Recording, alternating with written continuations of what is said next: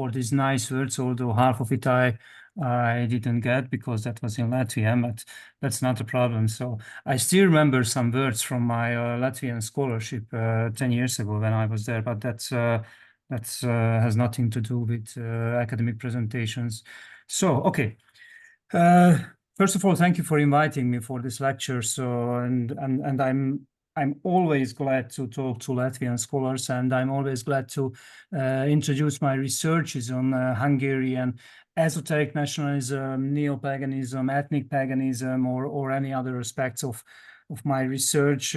Because in the past decade, I realized that thanks to my academic scholarship at Latvijas University in Riga in 2015, if I'm not mistaken, I realized that there are many parallelities between the Latvian religious scene and Hungarian religious scene, and not only today, but more importantly in the past as well. So I will introduce these details later, but first of all, as you see, I will talk about esoteric nationalism in Hungary, from the Hungarian Jesus to the Sīriusiešiem, and this title might seem strange or weird or ridiculous for you, but I have to assure you that we are not here to ridicule or discredit these phenomena. These phenomena are present in Hungary, and not only in Hungary, but I think everywhere in the world. So we are experiencing the sudden, or not necessarily sudden, but the influx of modern mythologies all over the world, including conspiracy theories, including pseudosciences, including pseudo-historical, pseudo-linguistic concepts, and so on and so on. And as I see, one of the melting pots of these conspiracy and pseudo-mythologies is Hungary today. Because in Hungary, not only grassroots phenomena are experienced, but as we have a quite authoritarian regime in Hungary, as you might know, in the past 14 years by now, these pseudo-historical concepts and conspiracy theories, sometimes invented and spread by politicians, including the government as well. But I will not talk about politics in my presentation. So we are here in Hungary, as you can see in my first slide. This is a huge festival organized in the middle of Hungary, in the middle of nowhere, actually. This is a picture taken at the Kurultai festival. This is a so-called heritage preserving festival organized in the middle of August, far from everything in Hungary. So it seriously takes hours to get there from Budapest or from Szeged, my home city, so my hometown. So it's really in the middle of nowhere. Still, hundreds of thousands of visitors attend this festival. Hundreds of thousands attend this festival. So this is not a tiny, small subculture festival anymore. This is a festival where you can participate in religious rituals, neo-pagan rituals, esoteric rituals, where you can buy books on the glorious history and past of Hungarian people. As you can see on this huge molino, there's the picture of Attila. You know, Attila the Hun. I'm sure that you all know very well Attila the Hun. And you might ask why there's the image of Attila with the Hungarian words under there, Attila Nagyfejedelem, which means Attila, the great chief. So yeah, this is not only a so-called quotation mark cultural heritage preserver festival, but it's in reality an invented cultural heritage preserver festival. But I will talk about this festival later. So also, as an introduction, I have to tell you that I'm a cultural anthropologist and a religious studies scholar. So during my researches, I visit this kind of rituals. I visit this kind of festivals, I visit religious rituals, and I talk to people. I try to understand people. I try to understand why they follow these kind of ideas, why they want to belong these kind of communities, why is it necessary to them, and I try to understand the creative ways in which they express their worldviews, and the creative ways in which they express their collective identity as well. And by creative, I mean not only narratives, I mean not only mythologies, not only conspiracy theories, but rituals, I mean rituals, art, material culture, visual culture, sonic culture, or even artifacts as well. So these dimensions are really important and interesting for me to discover the deeper layers of these phenomena. So, okay. And as I'm talking about nationalism, I'm sure you all know the big fishes or the doyens of nationalism studies, including Anthony D. Smith or Benedict Anderson, who argue that nationalism is not a constant phenomena. Nationalism is constantly evolving and changing, and actually nationalism is a changing and creative imagining process. We always have to imagine ourselves. We always have to imagine our communities. And by imagining, I not only mean creating historical narratives, but also, as the proponents of ethno-symbolism have emphasized, creating national symbols as well. These include, for instance, the tricolor, the coat of arms, the national anthem, but also it includes the cultural heritage which is displayed in museums.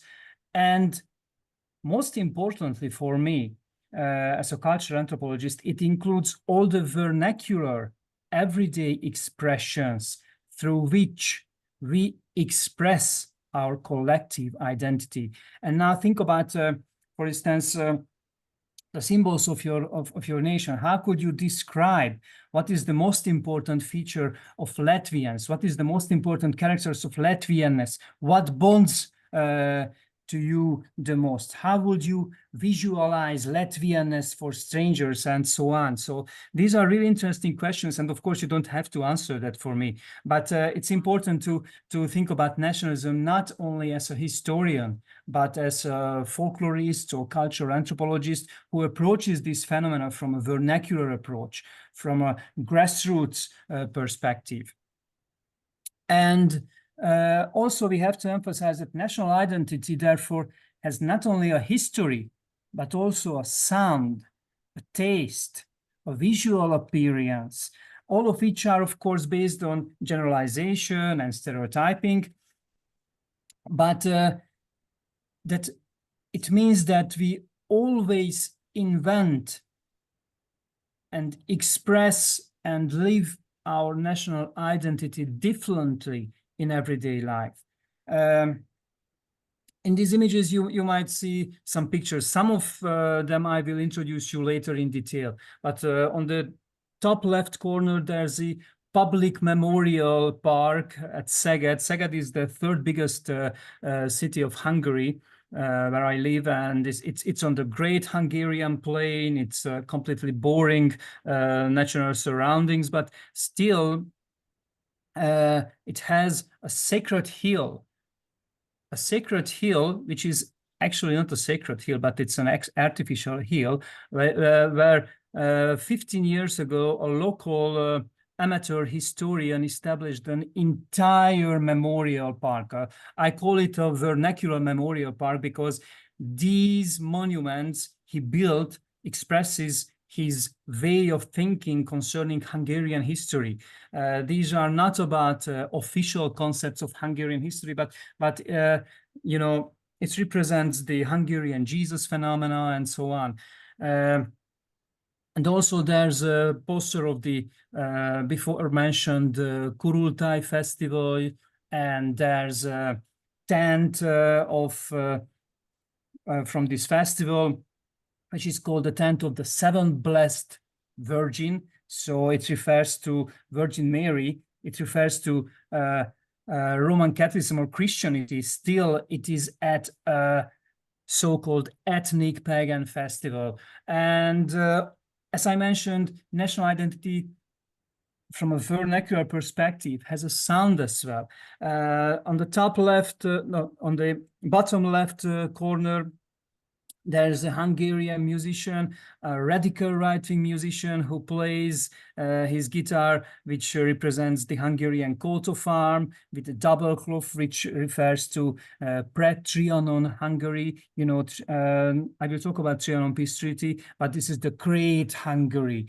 So before Hungary lost 2/3 of its territories, it was a great Hungary, a greater country, and they always refer to the historical glorious part of Hungary. And as I mentioned, it has a ritual dimension as well, and we can participate on neo-pagan or ethnic pagan rituals and so on and so on, and we can buy everything during this festival. So these are the dimensions which are interesting for me concerning national identity. And although I will talk about Hungary and Hungarian esoteric nationalism, I have to emphasize that this is not a unique phenomena that could be observed only in Hungary. There are many, many books and volumes published on similar phenomena from Central and Eastern Europe as well. And there are many volumes published on how communities invent their sacred tradition. So, you know, not only tradition, but sacred tradition as well, how they invent religion as well. But I will not talk about this in this presentation. I just wanted to emphasize that this is not a unique Hungarian phenomenon. Not only Hungarians are so weird people who might invent these kind of strange ideas. Okay, let's introduce the theoretical framework of my researches. First, I have to emphasize that, which I already mentioned, that I approach to these topics from the vernacular perspective. I use the term vernacular religion by Leonard Primiano, who emphasized that religion is not only an official religion, so it's not only exist in a written form, but people always experience, understand, and practice their religiosity in everyday culture. And that's what's interesting for a cultural anthropologist. So this is the most creative part of our research, you know, to analyze this diversity and creativity and the different modes which can be experienced even among a tiny, small members of a religious organization. But okay, the second one is ethnopaganism or ethnopagan orientation. As you might hear later in my presentation, when I'm talking about these esoteric nationalistic concepts, I often use the term neo-paganism or ethnic paganism. And the reason is that actually there exists kind of orientation in Hungary concerning this neo-paganism. The number of neo-pagan groups is pretty small in Hungary.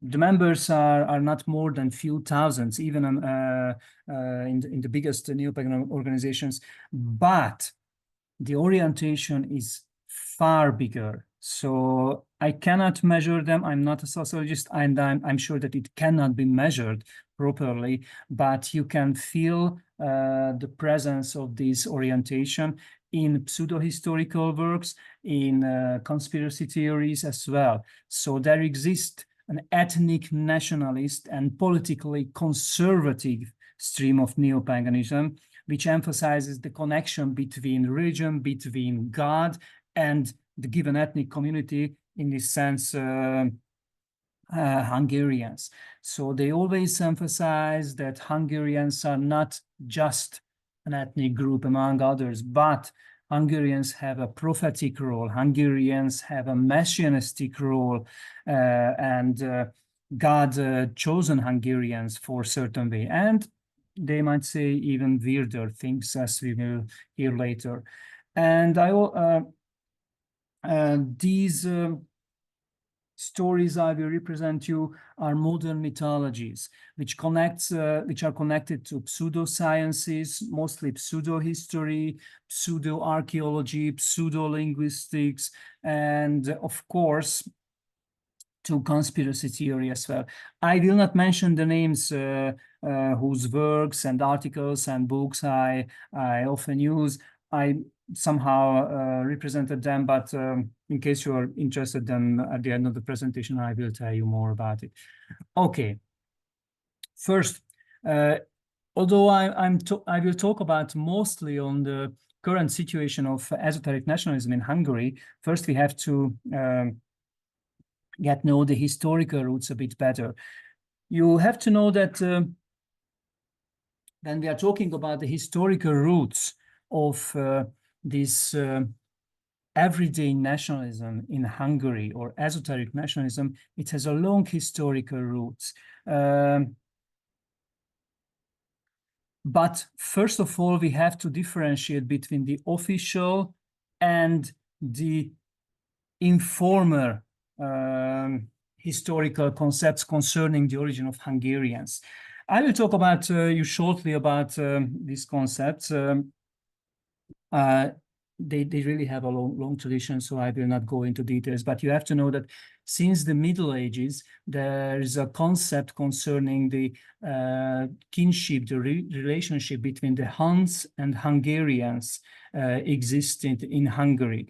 Mostly noblemen, mostly amateur scholars, mostly amateur archaeologists, amateur linguists, writers, poets, and historians were the followers of these kind of concepts. But it has really a long tradition in Hungary, and it is deeply rooted among the literates and the nobility since the 15th century, and it still existed in the 19th century when nationalism appeared in Hungary.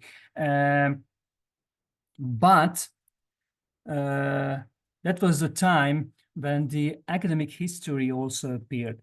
And one of the first really interesting details of Hungarian historical studies was the fight between the Finno-Ugrists and the Turkologist, or I don't know how to call the other scholars.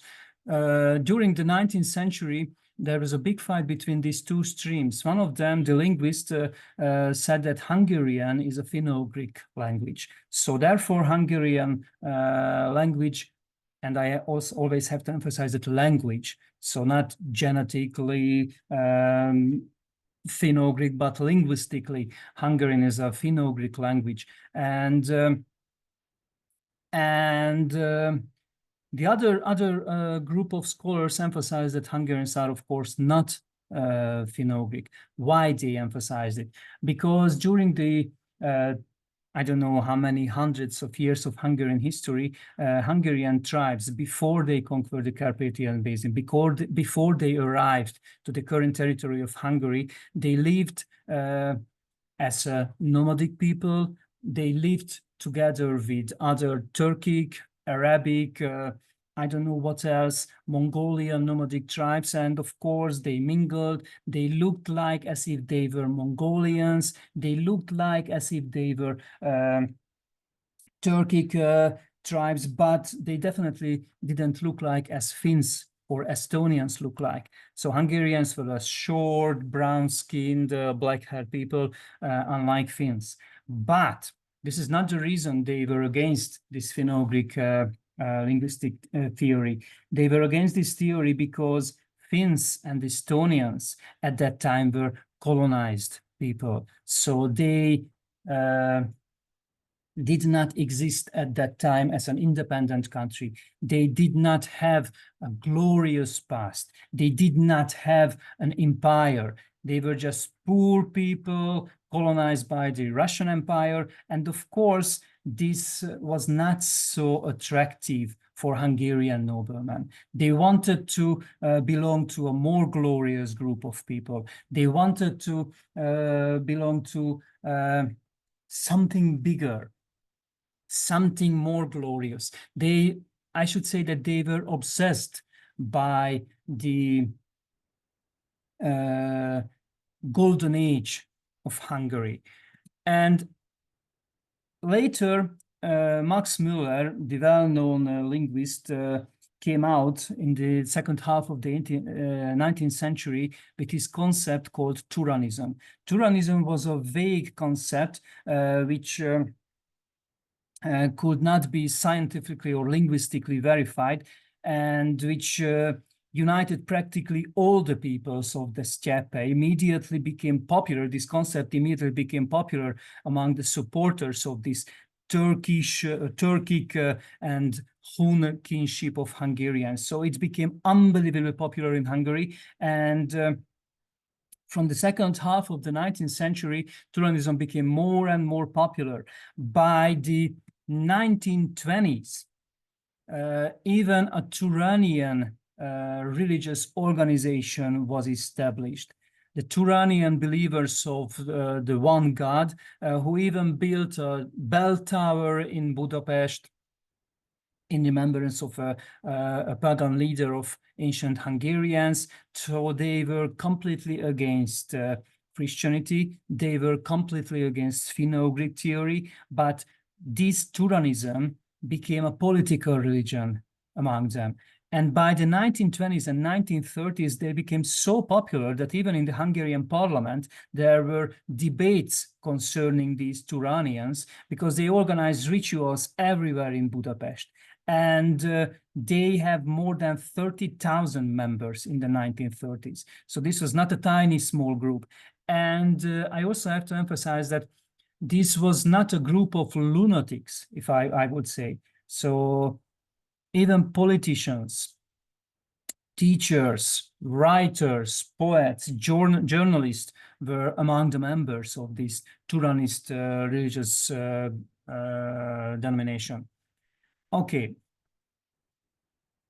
And I also have to emphasize that something has changed in the 20th century. Something has changed because in the first half of the 20th century, most importantly, during the interwar years, I don't know how many prehistoric freaks emerged. Prehistoric freaks, as historians call them in Hungary. These are weird concepts. Amateur scholars try to find connections between Hungarians and the Shumers, the Egyptians, the Jews, the Japanese, the Tibetan, the English, the ancient Greek, I don't know how many, more than 70 ethnic groups. So this was the era of pseudo-historic cultic milieu. So many new concepts emerged. They became unbelievably popular, sometimes unbelievably popular. And they were not, just I don't know, 3 days longer attractive phenomena, but some of them are still exist unpopular in Hungary. The question is that why this era was the pseudo-historic cultic milieu, because we have this Trianon trauma. We still have this Trianon trauma in Hungary. After the First World War, Hungary lost 2/3 of its territories. More than half of the population was annexed to neighboring countries. And of course, what was a success story for instance, Romanians or for Czechoslovakians or for Yugoslavians, that was a catastrophe and a traumatic event for Hungarians. And during the interwar era, this Trianon trauma could be observed all segments of Hungarian culture. All the politicians, including communists, were irredentists. So irredentist means that they try to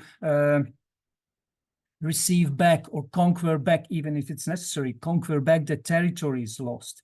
They try to emphasize the connection between Hungarians and the Passion of Christ. As you can see, Hungary was put on the cross. Hungary suffered for other people. And the symbols of this glorious Hungarian history, and not only glorious Hungarian history, but the sufferings of Hungarians could be observed all segments of Hungarian culture, not only in journals, not only in poetry, not only in politics, but in everyday objects as well.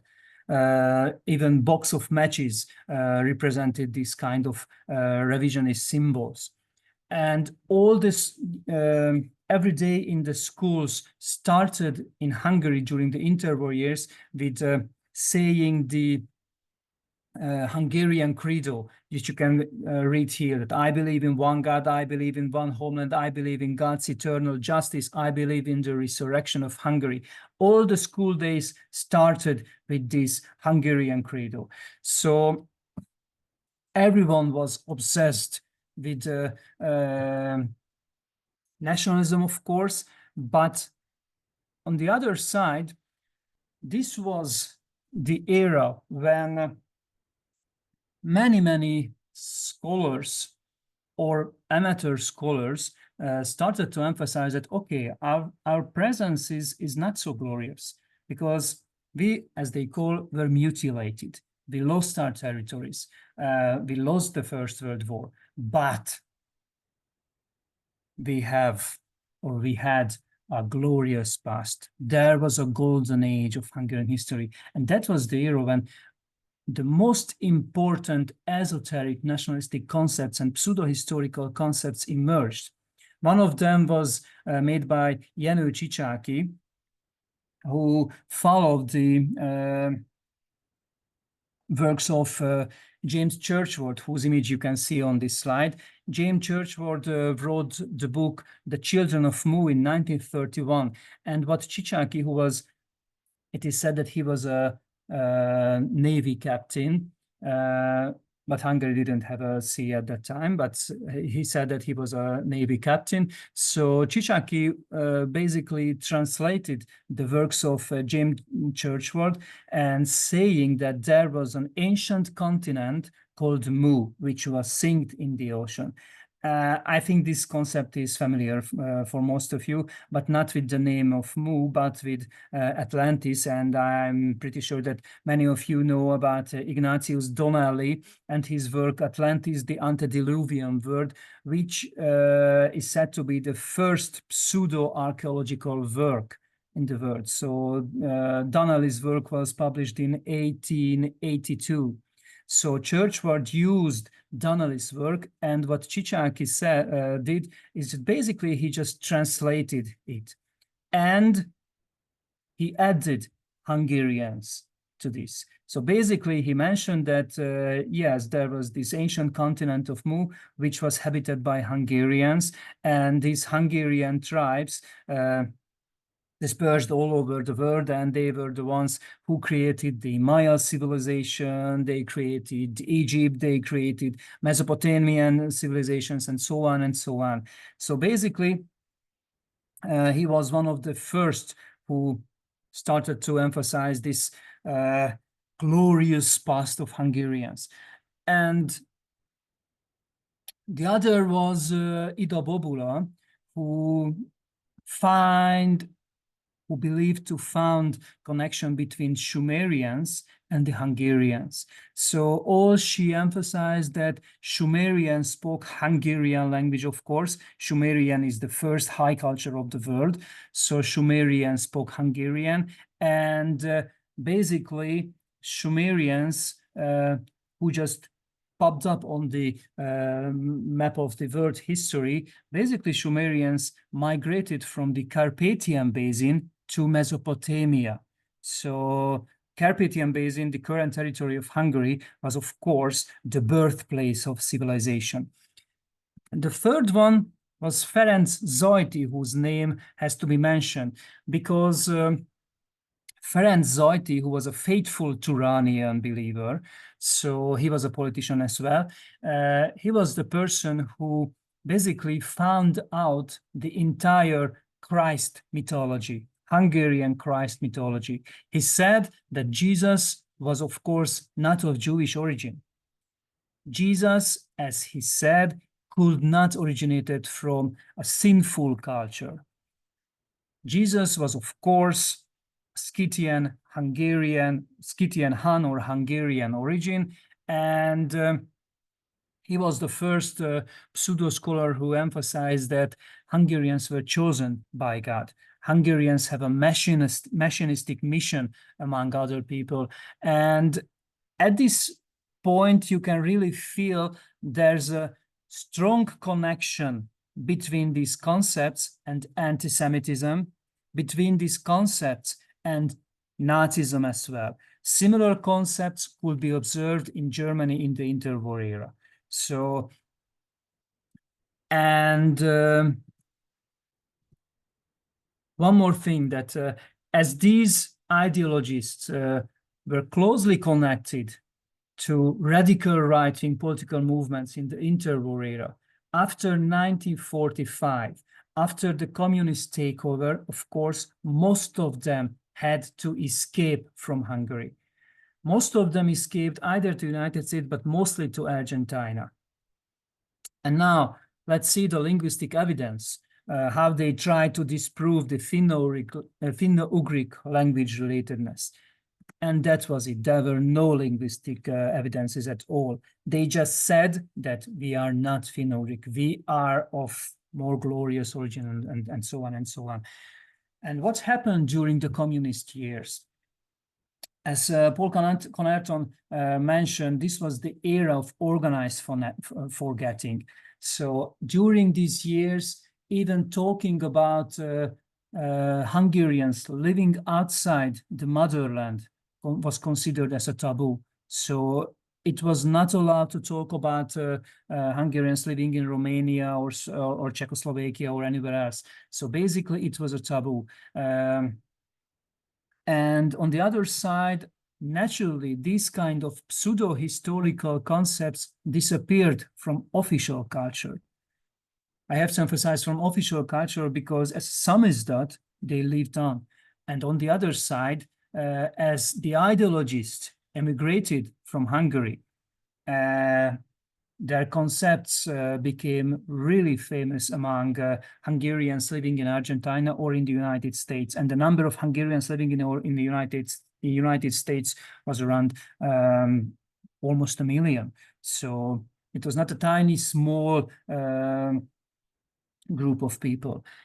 And after the change of the regime in the 1990s, in Hungary, we experienced a great revival of these kind of pseudo-historical concepts.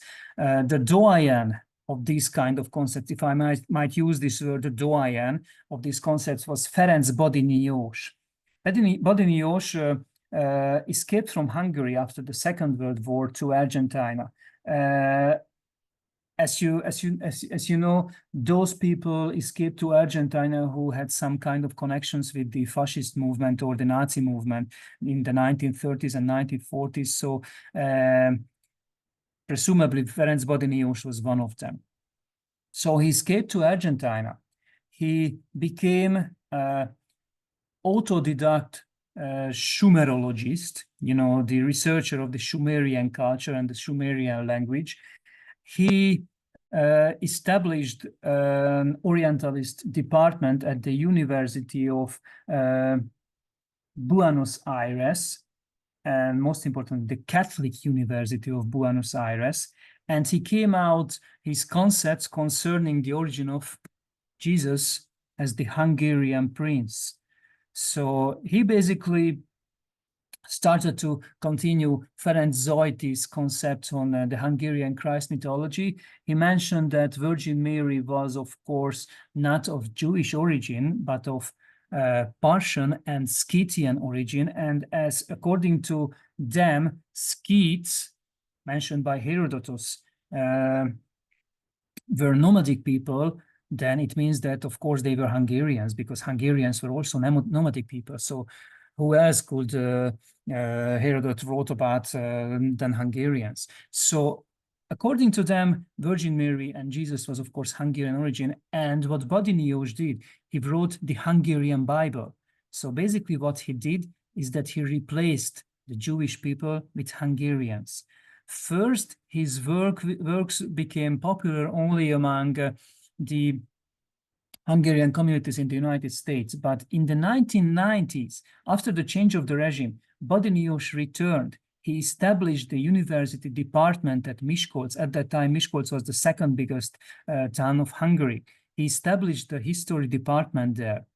Okay, that was a private university, but still he established the department. They started to publish his books on these concepts, and he became unbelievably popular and unbelievably famous. The other founding mythology of this kind of esoteric nationalism was written by Zoltán Pál. Zoltán Pál was a steelworker, so he was not a historian. He did not graduated at any universities. He was a steelworker. According to him, he was a soldier of the Hungarian army during the Second World War. And when the Soviet Red Army entered Hungary, he was kept in prison. And while he was in prison, he met a Mansi, which is a Mansi are a Fenno tribes, and they are the relatives, linguistic relatives of Hungarians. So he met a Mansi shaman who was a soldier of the Soviet Red Army. And as this Mansi shaman discovered that Zoltán Pál has strange abilities and strange concepts, strange according to academians, so he believed that the Hungarians were more ancient and with a specific knowledge. This Mansi shaman told Zoltán Pál that actually he became to Hungary as a soldier to find a Hungarian who could become his successor. This Mansi shaman wanted to tell him the entire history of the Hungarian people, Hungarian and Hunnic people. And he told him these stories, and Zoltán Pál, after a while, wrote these stories. In the 1980s, it was around 118 pages long book, but it was not published. It existed as a samizdat. But in 1982, Zoltán Pál deceased, and his work called Orvisura, which means true speech, was published only in 1998, 16 years after his death.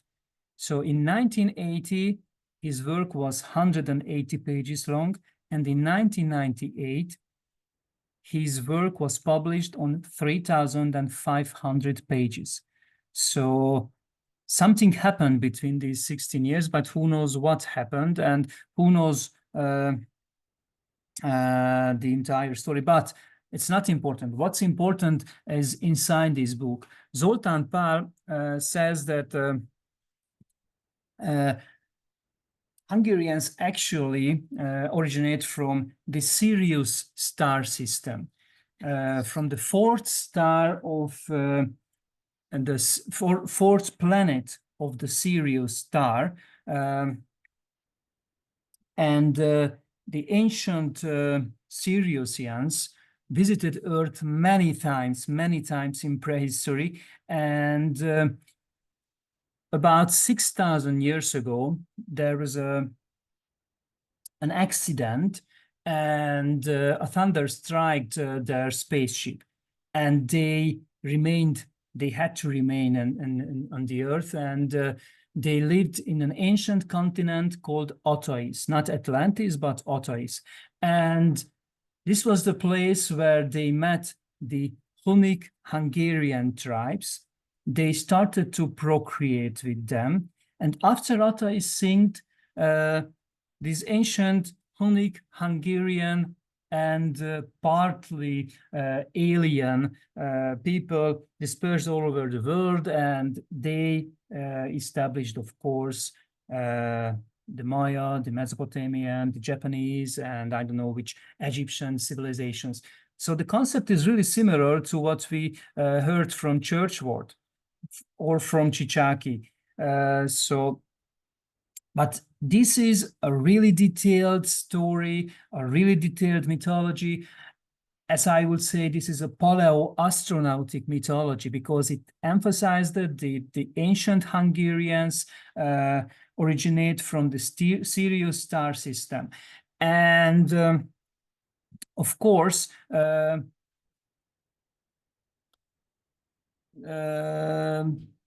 emphasized that these aliens who arrived to Earth not only brought seeds, but they brought aliens as well.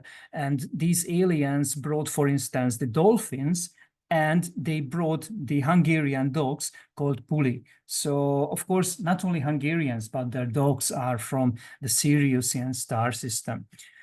Okay, this is the map which Pál created, and according to him, there was an ancient runic script, or an ancient Hungarian runic script, which was, of course, the runic script, the scripts of the alien races from the Sirius system. Okay, and now let's see the everyday nationhood of this ethnic pagan orientation. As I mentioned earlier, this orientation is not only present as mythologies, as narratives, but you can really experience it in all dimensions, all segments of popular culture. Starting from, for instance, political marches, or in pseudo-historical books. This book says that conspiracies against Magyars, conspiracies against Hungarians. You can experience it. You can meet this kind of concepts in every supermarket in case you want to buy this kind of hihetetlen, which means unbelievable journal. This is one of the most popular monthly journals in Hungary. It consists all the conspiracies, all the pseudo-historical concepts, not only concerning Hungarians, but all over the world, but mostly Hungarians. These phenomena are present in neo-pagan or ethnic pagan rituals, and you can really experience it in all segments of Hungarian culture. In case you come to Hungary, you would really, I think, you would experience two things first. The first is that Trianon trauma still exists in Hungary. Almost all the Hungarian settlements has a Trianon memorial. And the other thing is important and interesting is almost all the Hungarian settlements has a city name plate with these ancient runic scripts. You have to know that this ancient runic script is in reality is an invention. So it's not a real historical runic script of Hungarians. It is a runic script of some kind of Turkic tribes. And this runic script showed up in Hungary in the 14th century. But according to the followers of this ethno-pagan orientation or these pseudo-historians, these runic scripts is the ancient writing of the Hungarian tribes. And by now, today, almost all the Hungarian settlements have this kind of city nameplate signs, and which usually raised not by the local authorities, but NGOs or local the local political organizations of mostly either radical right-wing parties or, for instance, the Fidesz, the Hungarian government party. Okay, how can we experience these kind of concepts? As I mentioned before, we have huge so-called heritage preserver festivals in Hungary.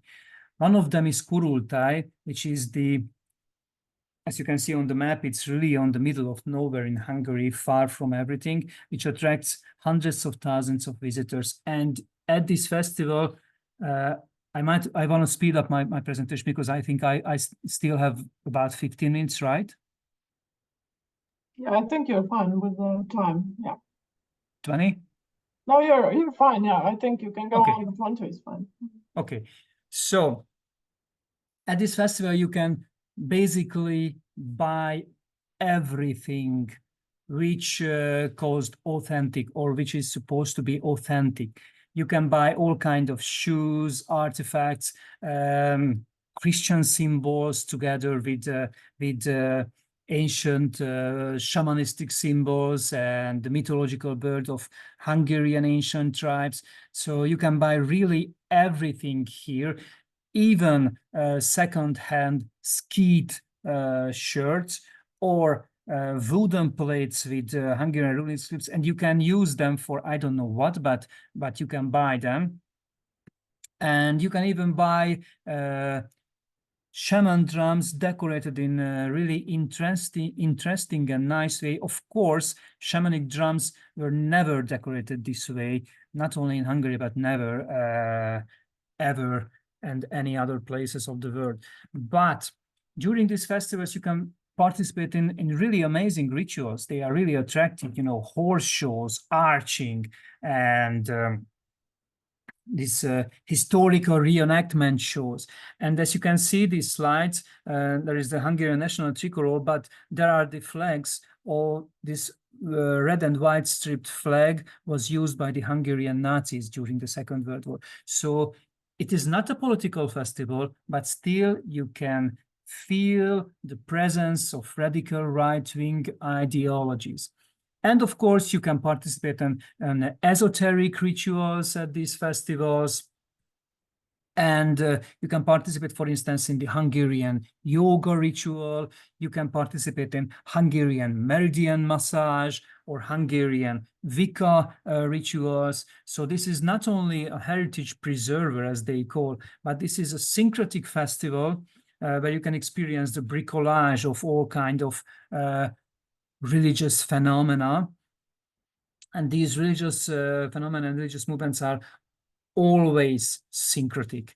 So they mingle Christianity with yoga and shamanism and so on. And of course, with Hungarianism. You can experience this kind of ethnic nationalism, for instance, at the sun-waking ritual. This picture was taken during a sun-waking ritual at the Csíksomlyó pilgrimage. Csíksomlyó pilgrimage is the biggest Roman Catholic pilgrimage in Hungary. Actually, it's not in Hungary, it's in Romania. But still, this is the biggest Roman Catholic Hungarian pilgrimage, which attracts 400,000-500,000 pilgrims every year. This is a Roman Catholic pilgrimage where you can meet with neo-shamanic and other esoteric groups as well. So you can really feel that they are there among the Roman Catholic pilgrims, and they emphasize their Hungarianness and pan-Hungarian identity instead of their Roman Catholic identity, which sometimes they don't have. You can meet with the presence of this ethnic nationalism among esoteric or ethnic pagan groups as well. One of the most important concepts concerning esotericism in Hungary is the heart chakra of the earth. Maybe you heard about that. The heart chakra of the earth could be found in Hungary, not far from Budapest. This is the Danube curve you can see on the map, and it's just 20 kilometers from north from Budapest. And as this mountain has a heart shape, as they say, this is the, how do you call it? The center or the most important energical point of the earth, which is in Hungary, of course. Where else could it be? So it's not in Stonehenge or not in Egypt, but it's in Hungary. And even the mountain's name is Dobogókő, which means pulsating stone. So of course, why they call it Dobogókő? Because this is the place where the hearts of the earth beats. According to popular legends, this idea was not from Hungarians, but this idea came from the Dalai Lama itself. In case you're interested, you can watch a video of the visitation of Dalai Lama in Hungary in 2011, when someone asked him whether it is true that the heart chakra of the earth was in Hungary. And of course, the Dalai Lama burst into laughing and said that, well, that's nonsense. That's a lunatic concept. But who cares about what the Dalai Lama mentioned? They still follow these ideas and concepts. Okay, and now let's see how these ideologies and how these groups work. When, as a cultural anthropologist, you try to make some research among these kind of groups, first you would experience that they're really nice. They're really nice people. So these festivals, their rituals are really nice. They are inclusive until a certain point. When they hear that you are from a university or you're from the Hungarian Academy of Sciences, then they try to convince you, okay, now you have to write the real history of Hungarians, not, this Finno-Greek bullshit, which can be read in Hungarian history books, because that's a lie. And after a while, you can really feel that in case you express that you don't belong to them, then they step by step close all the gates. And after a while, you can really feel that they can be really hostile. One of my most shocking experience that when I was researching one of these kind of groups here in Szeged, and I hold a lecture concerning this memorial place, vernacular memorial place, which I mentioned earlier in my presentation. I mentioned the name of the creator of this sacred hill. And as this presentation was recorded and was on the YouTube, he and his followers watched this video, and he charged me with defamation because I mentioned his name. I did not do anything, just mention his name and I mentioned his concept. Still, she wanted to sue me with defamation. And so I really felt that after a while, these groups could become really aggressive and radical as well. All in all, what you can really observe is concerning the way of working is that it is nothing else but a conspiracy mentality which could be experienced. So they are faithful believers that the Hungarian history and the past of the Hungarians was falsified either by the Habsburgs or the Pope itself, and naturally by communists and Freemasons. Why Hungarian history was falsified according to them? Because Hungarians are the most glorious people in the world. Hungarians have a messianistic role in the world history. They always think in bipolar worldview. There are the good, benevolent Hungarians and the malevolent evil. So they always think in this bipolar worldview, and of course the malevolent people could be either the Jewish people, could be either Freemasons, could be either communists, nowadays they could be, for instance, the EU, but they use this bipolar worldview. As in every conspiracy theory, concerning Hungarian history is nothing what it seems, because everything is full of lie and fake things, but there's secrecy everywhere. Secret groups conspired against Hungarians. Secret activities and secret purposes could be observed. And of course, they are the ones who found out this secrecy, and they are the ones who tell us the real story behind. And also it has to be emphasized that these concepts, these pseudo-historical concepts, are not based on empirical evidence. They are not following these concepts as these concepts were of academic or scientific concepts, but they follow them as if it was their political religion. They follow it as if it was a religious kind of phenomenon. So this is based on faith, and therefore this is, of course, unfalsifiable. As I mentioned, during the interwar era, and this kind of pseudo-historical concepts were widespread and really popular. So at that time, that was not a subculture. But after the political change of the regime in the 1990s, so after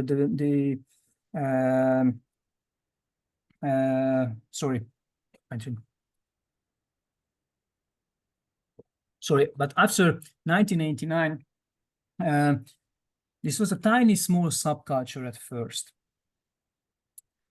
First, as it uses anti-Semitic concepts, it easily found its way to radical right-wing political parties, to radical right-wing political movements.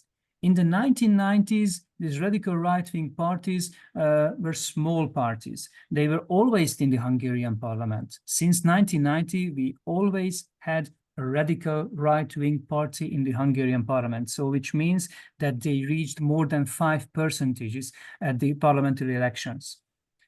So these concepts first became popular among these radical right-wing groups. But, and even the first kurultai festivals was organized in a really amateurish way in 2008. So there were no media presence of these festivals at all. There were no media advertisements. It was really a grassroots radical right-wing festival at that time, a subcultural festival at that time. But in few years, everything completely changed. Since 2010, since the second Orbán government, something has changed. You can really experience that these concepts and ideas have more and more presence and visibility in Hungarian media. And not only in Hungarian media, but among the members of the Hungarian governing party as well. Many theorists of these esoteric, pseudo-historical concepts received state award. This guy here is Professor Gábor Pap, who basically started the Hungarian esotericism in the 1970s. He was the first ideologist of Hungarian esotericism in the 1970s. So he is clearly the doyen of these pseudo-historical concepts concerning Hungarian history. He received a Lifetime Achievement Award. Radical right-wing musicians receive state award. And Miklós Kásler, who was the Minister of Cultural Education between 2018 and 22, was one of the most enthusiastic supporters of these kind of concepts. You can read many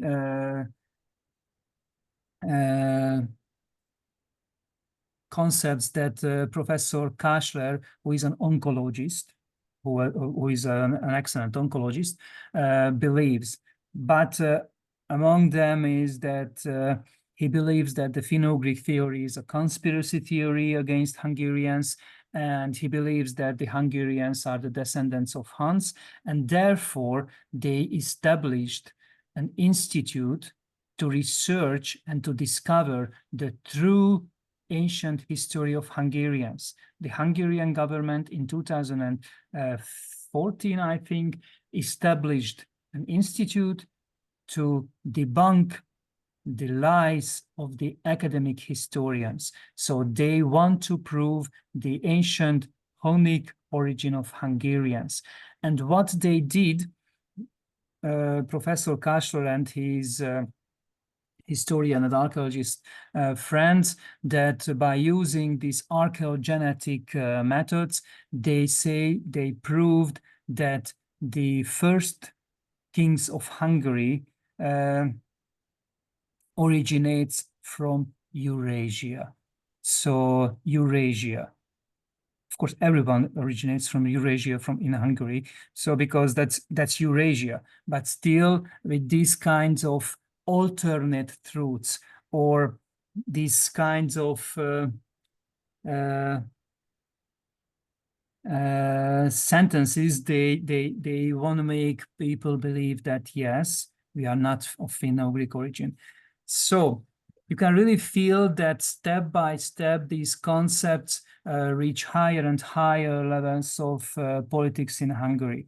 The organizer of the Kurultai festival, which can see on the picture on the right in the middle, has a really good connection with Sándor Lezsák, the vice president of the Hungarian parliament.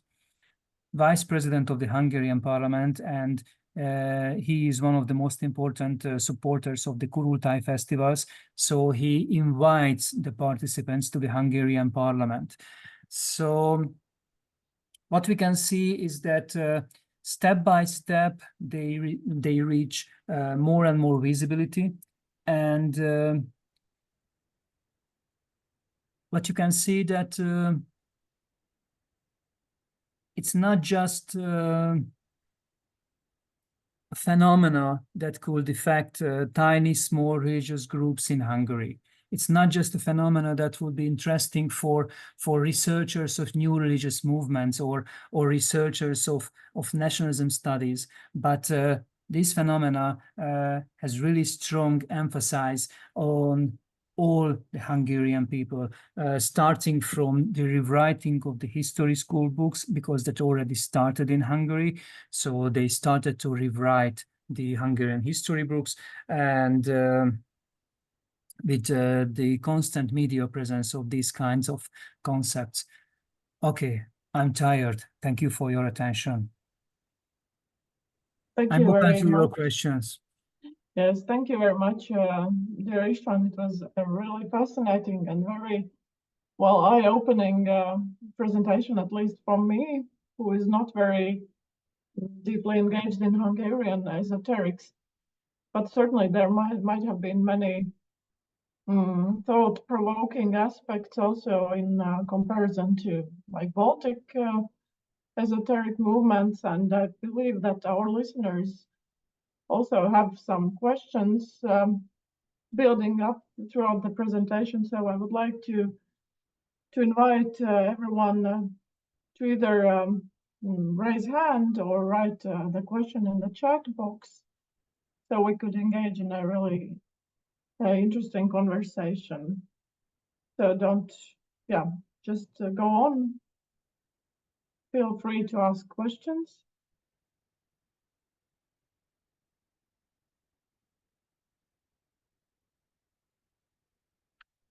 Well, I can't see actually, if someone is interested in these concepts, it can be read in your academic journal. I think I will not tell the name of Religijski, Filozofitsky. Yeah. So we published an article with my colleague, Hungarian-Romanian colleague László Hubes in 2016, if I'm not mistaken, on these concepts, and we basically interpreted this phenomena as a placebo effect for nationalism. So in case you're interested, then you can read it there. Thank you very much for the suggestion. Well, in the meantime, I do have a question. The last section of your presentation made me think, and I'm a little bit concerned about how to, well, in the process when the pseudo-historic or pseudo other theories and experts are rising to maybe state acknowledgement, how do general society or non-experts or just lay people who are not scientists, how could they like distinguish between real science and pseudoscience if it's on the same platform, basically, if I understand correctly from the Well, presentation. Scientists know what is fake and what is not. The most important problem is that like people, so everyday people who are not trained as historians or linguists or folklorists, they cannot differentiate between these two. And one thing has to mention that these groups have really big financial potential, so they can publish their books in thousands and thousands of copies. So they publish their books at least 10 times more copies than I publish my books. So they have really a huge amount of money. So you can purchase these books everywhere else in every bookshops in Hungary. And as these looks fancy, these books look attractive, and even their titles are attractive. Of course, people buy these much more happily than buy, I don't know, the books of academic historians, because who wouldn't be interested in the treasures and secrets of the ancient Hungarian history? And who wouldn't be interested in the ancient Hungarian pyramids and so on? So we still have these mysterious titles, and of course they are attractive, and reading them is attractive for like people, because believing in these concepts is attractive. It's good. It's good to believe that we are glorious people. It's good to believe that, yeah, we have a long, glorious history. And yes, even Jesus and Buddha was Hungarian. Just think about the capital of Hungary, Budapest. So Buddha. So, Yeah. So yes. Thank you very much for your answer. I see that Ines would like to ask something, so please. Yeah, actually, Ištvāna, indeed, many thanks for your fascinating presentation. It raised me so many questions, and sometimes the questions that I cannot find answers, so maybe you can help me. Actually, the first question is very simple. Speaking, it's not about the Central European esoteric nationalism, but the Western European esoteric nationalism. Do they have many similarities? Are there any collaboration with them at the political level and in maybe ideological level? Have you noticed something like this? Yeah. Okay, so when we are talking about the so-called esoteric or neo-pagan movements in Western hemisphere or the Western world and in the post-socialist world, you can really feel significant differences between them. First of all, I don't use neo-pagan for these Hungarian groups, so I prefer using this ethno-pagan. So these ethno-pagan groups in Hungary and in Latvia and in Romania and in Ukraine and in Russia, they are much more conservative on the political side.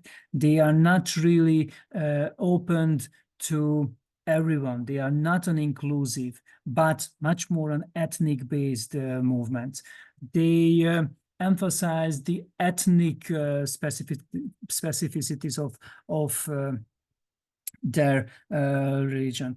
They are not always focused on magic, but healing, for instance, the given ethnic group.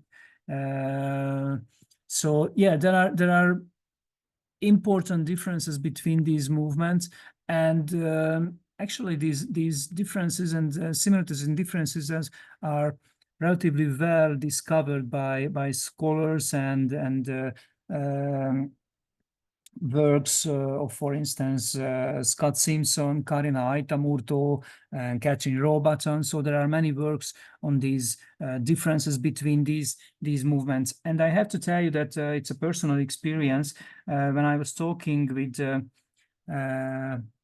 members of neo-pagan groups from Western Europe, they always complained about Hungarians because they went crazy, according to them, and they were obsessed with this ancient Sumerian and Jewish and ancient Hungarian religious culture, which is, according to them, is not really connected to shamanism, but much more connected to the ethnic identity. So, of course, they had argues, and one more thing that in the 1990s,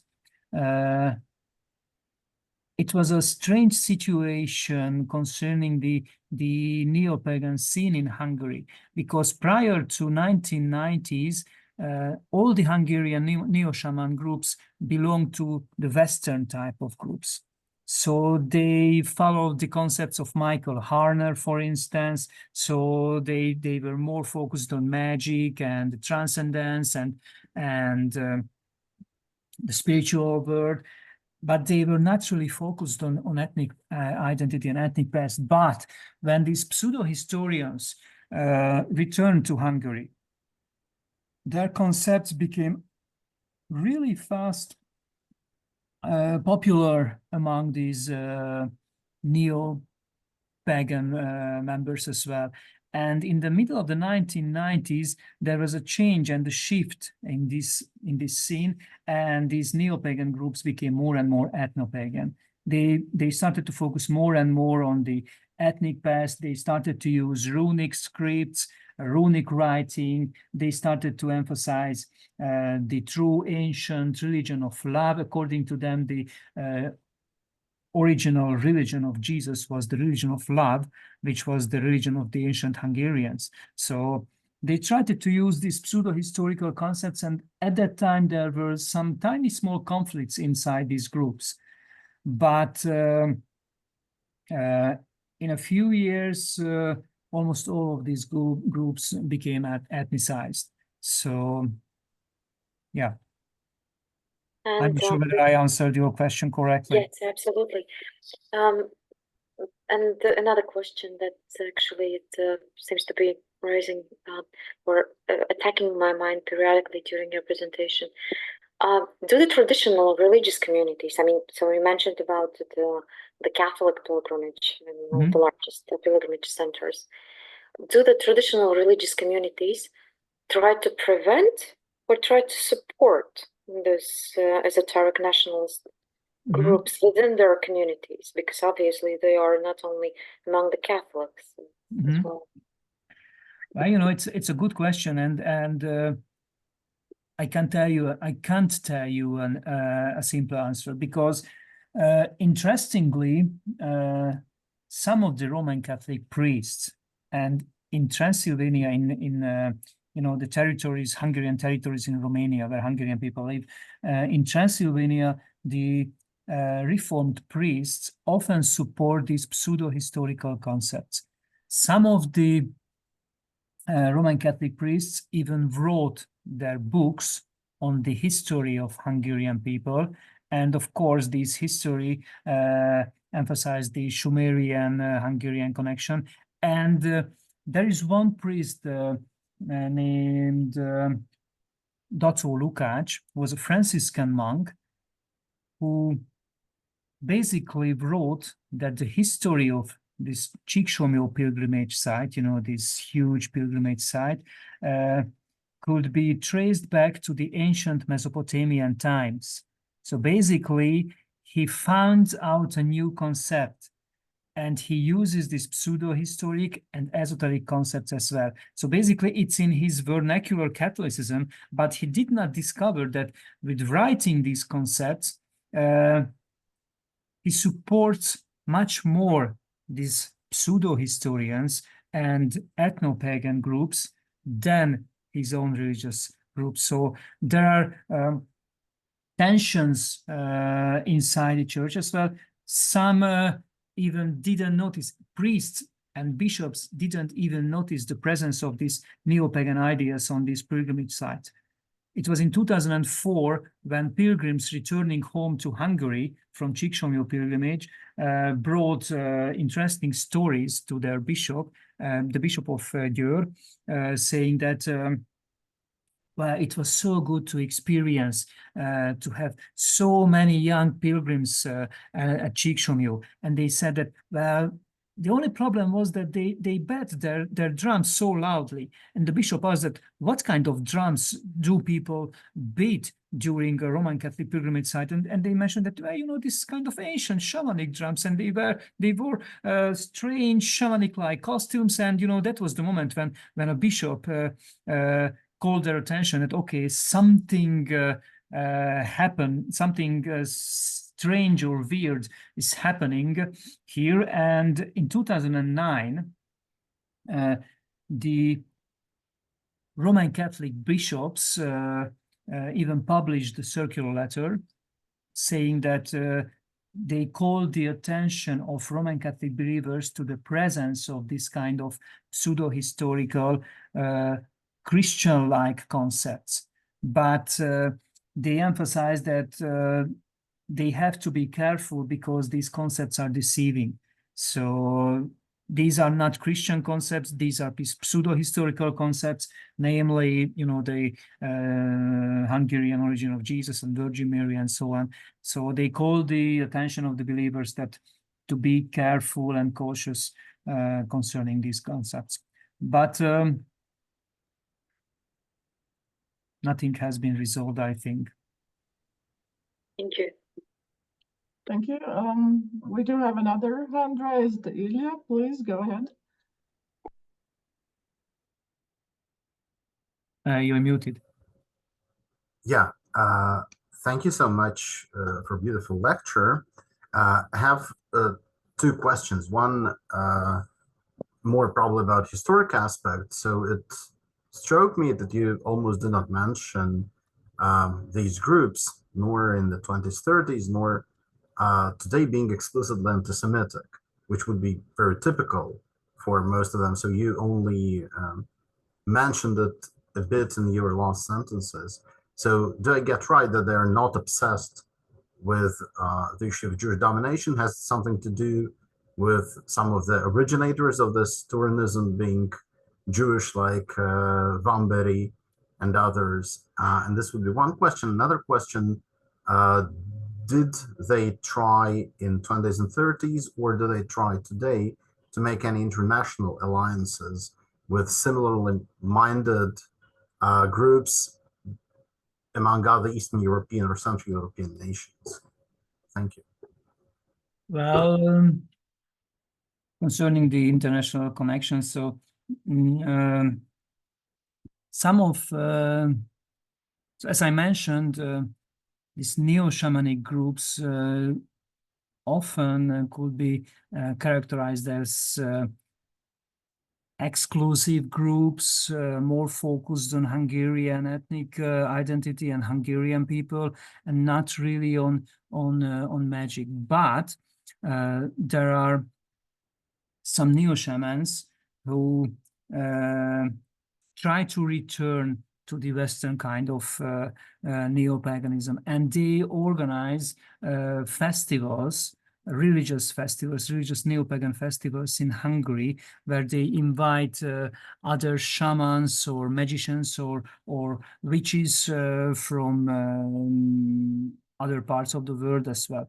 But most of them are not really interested in international cooperations.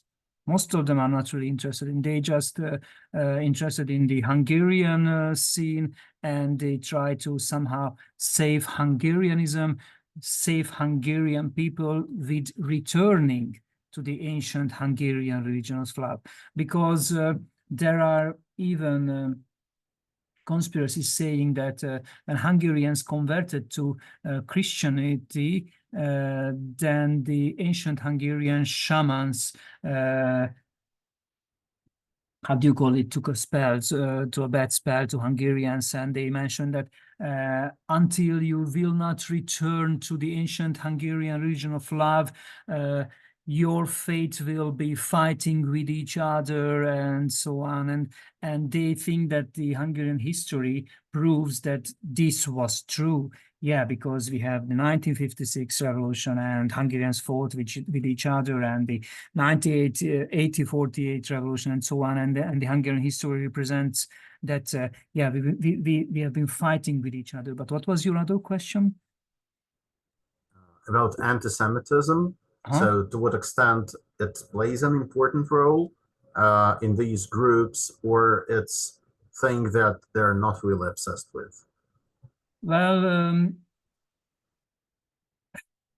you can really feel the anti-Semitism in these groups. You can really feel that they believe that George Soros, George Soros, he's a Hungarian Jewish original, huge enemy of the current government. So they really believe the Jewish conspiracy against Hungarians. So officially, these groups, the religious groups, are not politicians, are not political groups, but you can feel that they are chauvinist, if I might say so, strongly nationalist.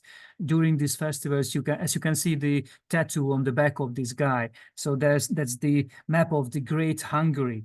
So before the Trianon Peace Treaty. So you can buy T-shirts, for instance, saying that I'm elder than Slovakia. So because Slovakia once was part of Hungary, and so you can really feel these radical right-wing concepts. And even when you buy, for instance, want to buy a book at these festivals, you can buy books which, for instance, doesn't believe in the Holocaust. So yes,